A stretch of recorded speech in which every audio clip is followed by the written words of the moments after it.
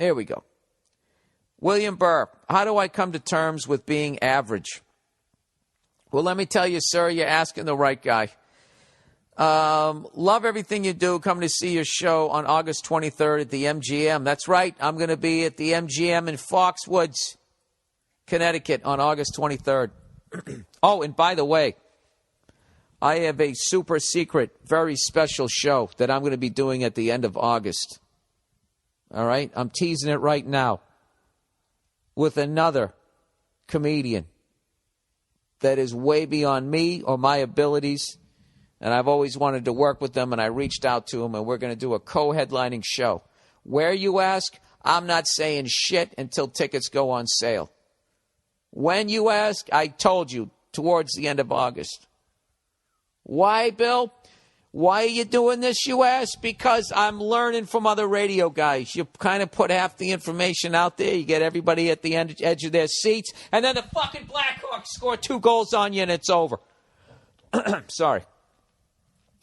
How do I come to terms that I just won't be financially successful to the point where money is not an issue?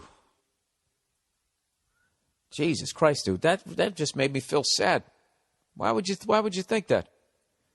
All right, I guess he's going to go into detail as to why. He goes, I'm 30, held many technical positions in the corporate ladder at a few big companies. It is everything Office Space made it out to be, which has driven me to file patents or ideas and improvements, as well as start a few side businesses that didn't seem to really take flight. Well, there you go, sir. You know, you're basing your self-worth on other people employing you. All right? God knows I got enough shit on my podcast. eVoice, LegalZoom, Stance.com, all of that shit for you to run a fucking side business while you're holding down your job at this corporate nightmare that you don't want to be in. Believe in your talents. Dude, you think I just walked on stage and tried 3 fucking jokes and then it worked? I bombed for fucking years. For years and years and years. Like almost the first 11 years of my career, I swear to God, every time I went on stage, it was a crapshoot, whether it was going to go well or not. It was even longer than that. It's basically once you start selling tickets and people come out to your show, that the bombing goes way down. And it also makes you softer as a comic because people are coming out to see you. They give you a giant ovation as you go out there. They're already on your side. It's a home game. All right? Before you sell tickets as a comedian, every night is a fucking away game, and it's a rivalry game, and they fucking hate you. All right? So I think you're a really talented guy. I think, you know what? A lot of smart people are slightly depressed, which is how this is reading. And, dude, you just got to force yourself to pick yourself up off the mat and throw yourself against the wall. All right? Not yourself. Sorry. Stupid idea. Don't throw yourself against the wall. Whatever idea you got. Just keep putting it out there. All right? And you patent all those fucking things and you get yourself a goddamn lawyer. So when these corporate cunts come sniffing around and they want to dangle some carrot in front of you, you make sure you get as much as that carrot as humanly fucking possible. All right? Is a donkey really that dumb that it just keeps walking towards that carrot? Is it looking at it like it's a mountain? Like, wow, it's just way off in the distance. You know? Is the donkey sitting there praying to its God as it just keeps, thank you. What the fuck would their God be? Can't say Jesus. I'll piss them off. You know, somebody told me the other day, why don't you make fun of Muslims, you pussy? Right? I make fun of my own fucking religion. All right? I stay within my wheelhouse. I make fun of what the fuck I know. You heard me try to talk about Eastern Europe. I don't know shit about it. It embarrasses me. I don't know anything about Muslims other than they throw down the yoga mat every day around 4 o'clock. When all the stoners start getting baked, they're actually talking to their higher power, which is my higher power and it's your higher power. We're all praying to the same fucking vibe, that same spirit, you know? So fucking ridiculous, and everybody's got to do it their own way. No, you got to fucking tap your elbow twice before you did it, and you didn't do that, so now I'm going to saw your fucking head off. Yeah, and people still show up and give it money and put on a silly hat, right? Who's kidding who? Anytime I think I'm going to die, I always start praying, and I pray to the God that I was told, you know? I say a prayer. I say a prayer every time my plane takes off and right before it lands, every fucking time. I say a prayer that it doesn't fucking crash, you know? And when I think about it crashing, I know exactly what I would say to a higher power. I'm sorry. Right? And then it'll be like when I die and I go and get judged and he's like, sorry for what? And it's you know what? Yahweh, Lord, Buddha, whatever the hell you are, just straight across the board, sorry. So for yeah, all of it. The whole fucking kit and caboodle.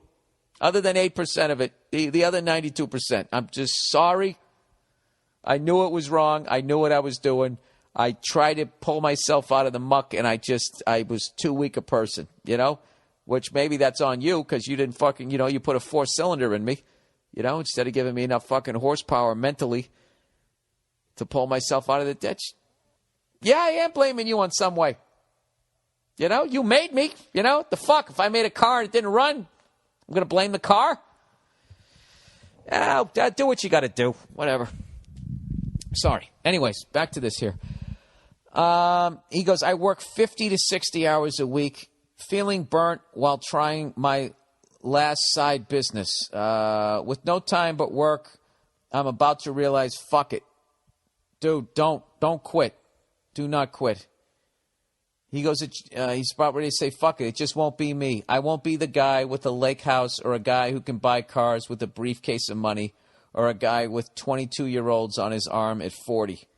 All right, now you're scaring me, dude. I thought you were just some guy that, you know, wanted to invent something and feel good about himself. But you sound like, dude, you want to move up in your company? Tell him that in your corporate fucking company there, just tell him that that's what you want.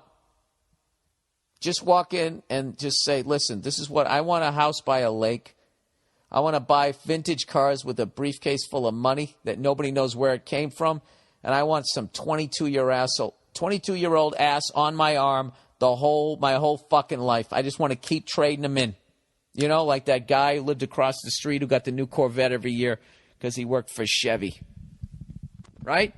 You tell them that shit, they're going to love it because they're going to be like, this guy is a fucking sociopath. He doesn't want to find love. He doesn't want to make the world a better place. He wants to go out there and get his. That's great. He wants a house by a lake. We'll give him a house by a lake, and we'll give him the chemicals to dump into it. That's okay? You want that house by a lake? You got to take our fucking waste and dump it in that goddamn lake.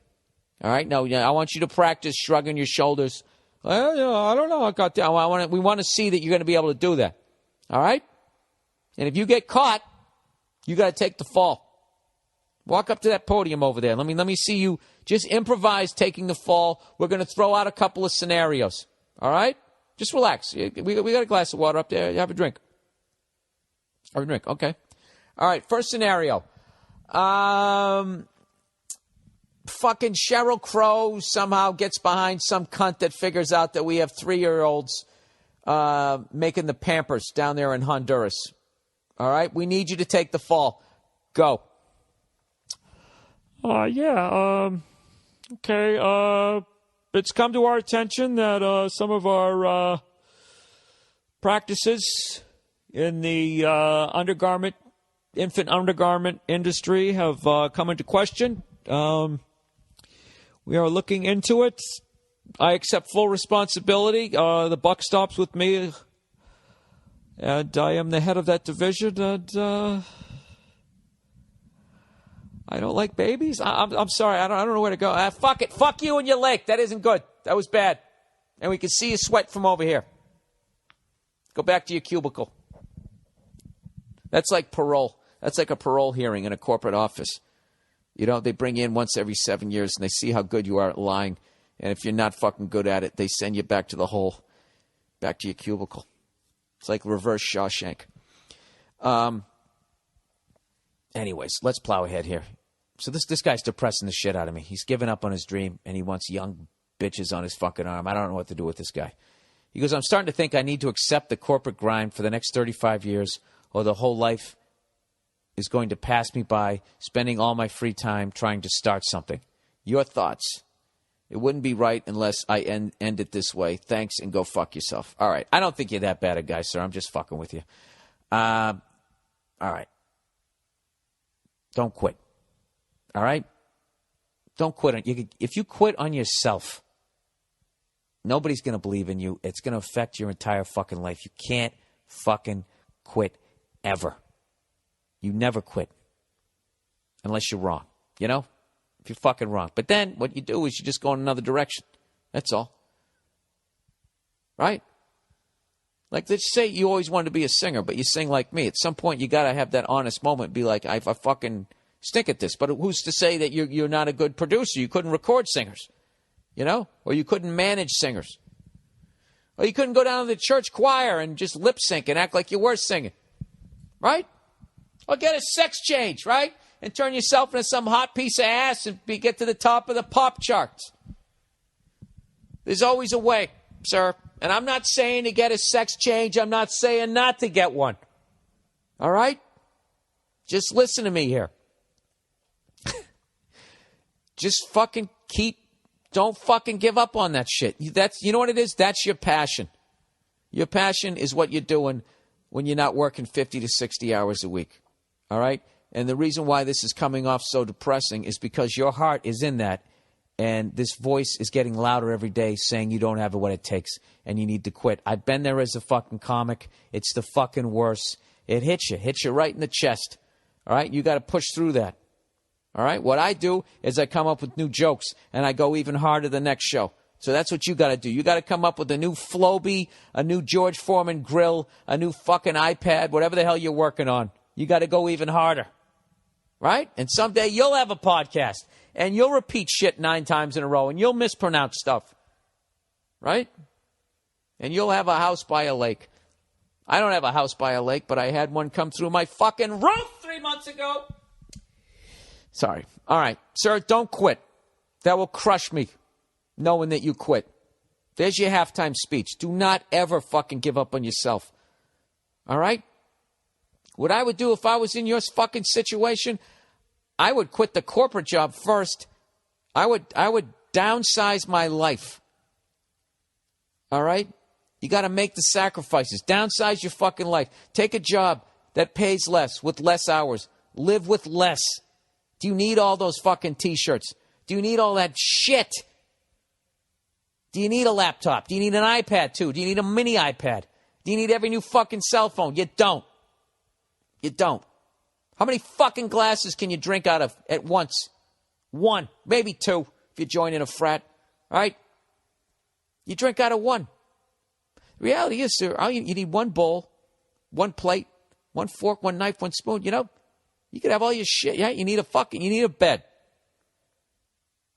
You need a TV. You got to stay in touch, right? Because you got to see what's out there, what they're selling for $19.95. But other than that, what do you need? Nothing. You don't need shit.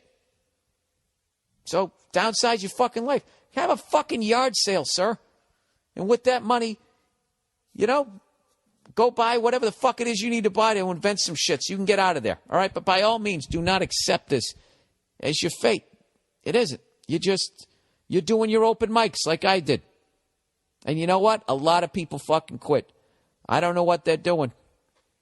Okay? But are they doing stand-up in a parking lot in an air-conditioned tent in Rhode Island next month like I am? No, they are not. All right, you know what I'm saying, man. I hope that fucking pumps you up. Don't fucking quit. Or, that'll make me sad. You want to make me sad? You fucking cunt. I don't even know you, and you're making me sad. Stop it.